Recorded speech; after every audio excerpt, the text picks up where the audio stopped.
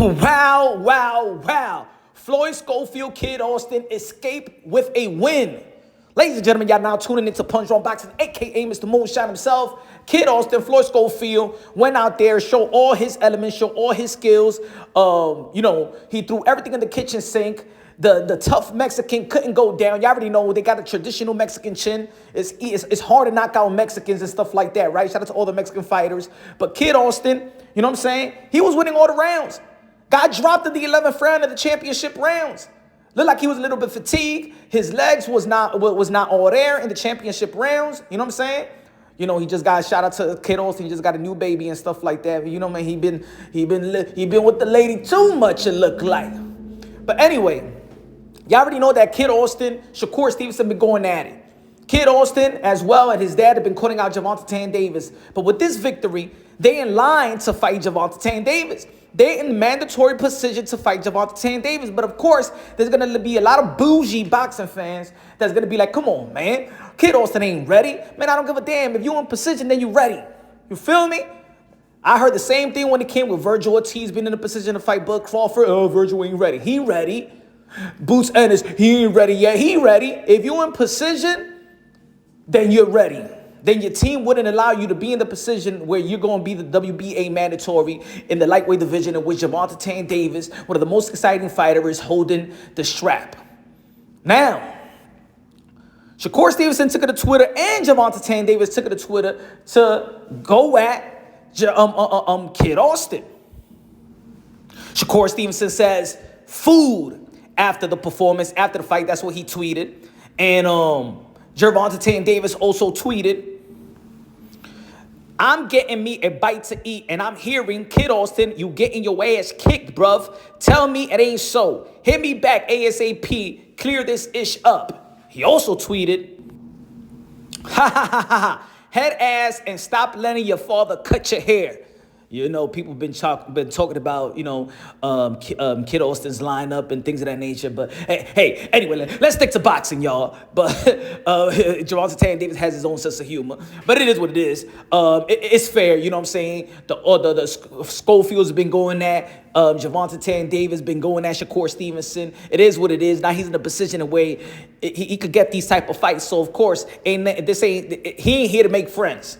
You feel me? He's not here to make friends. Floyd Schofield is not here to make friends. He ain't trying to be Shakur Stevenson, Keyshawn Davis. You know, he ain't trying to be your friend. He ain't trying to be Shakur and Tank's friend.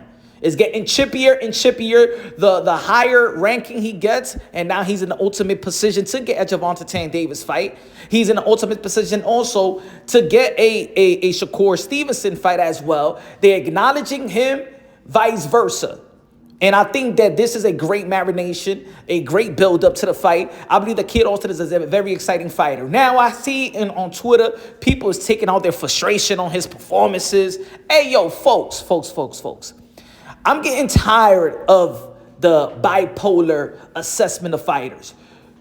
You feel me? Like, y'all, a bunch of y'all be saying that Shakur Stevenson is a boring fighter. Yo, Shakur Stevenson is not exciting. He put me to sleep. People was walking out of his fight. He's boring. But throughout the fight, I'm seeing even the corner.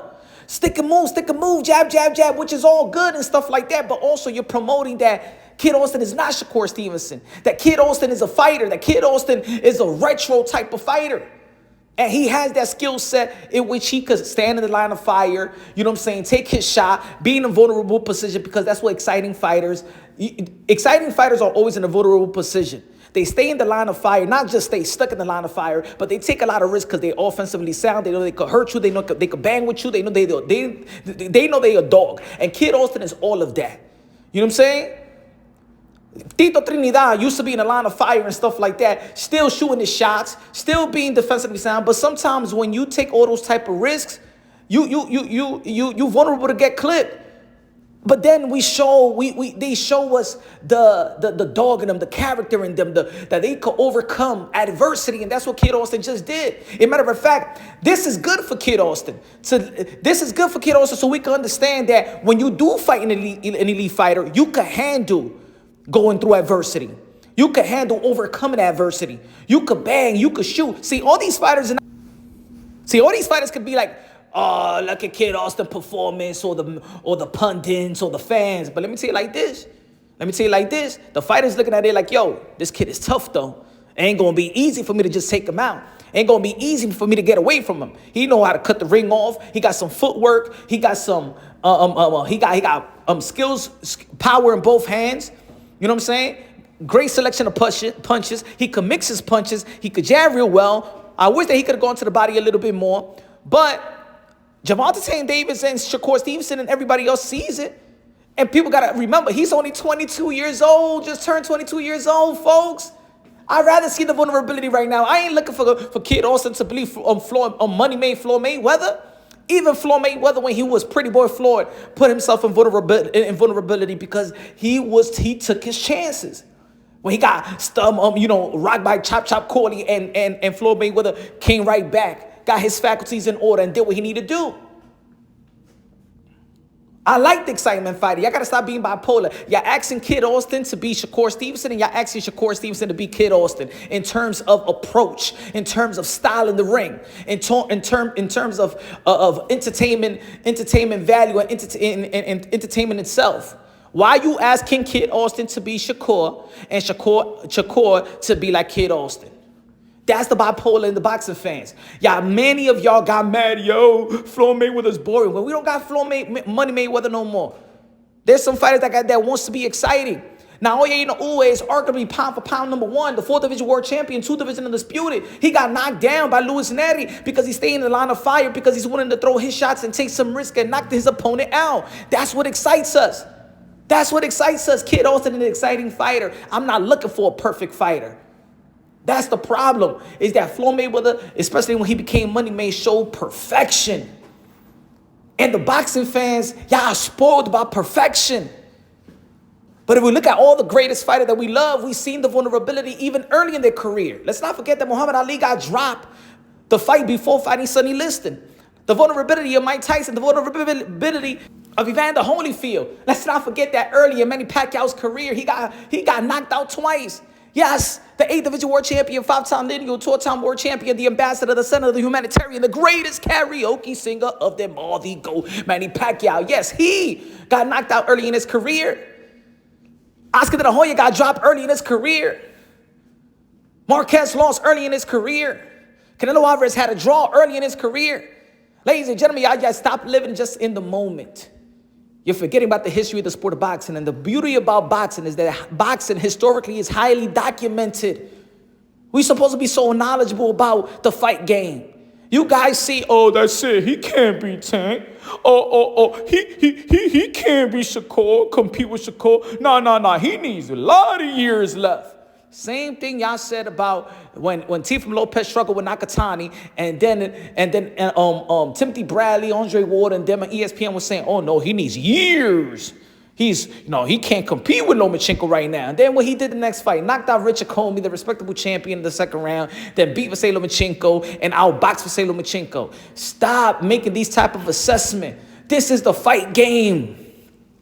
I'm not here to see perfection. You guys want to see perfection. You don't want to see nobody get nipped. You don't want to see nobody get staggered. Man, that's the beauty. The beauty about what we saw tonight is a young fighter that is on the come up. And guess what? He needs these type of vulnerability, because these elite fighters is going to make him adjust. When elite fight the elites and the best fighting the best, they know each other, especially when it goes in the second half of the fight.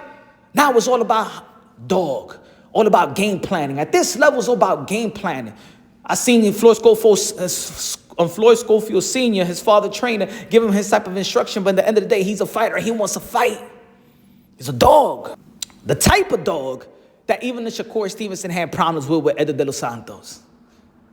The type of dog that also, that could, expose the vulnerability of other fighters and elite fighters as well. He's growing as a fighter. This is a good sign. You could go back to the drawing board and really look at a lot of things. One thing that Kid Austin does need is patience. Understand it's a 12-round fight. Patience. Trust the game plan. But also go out there and do your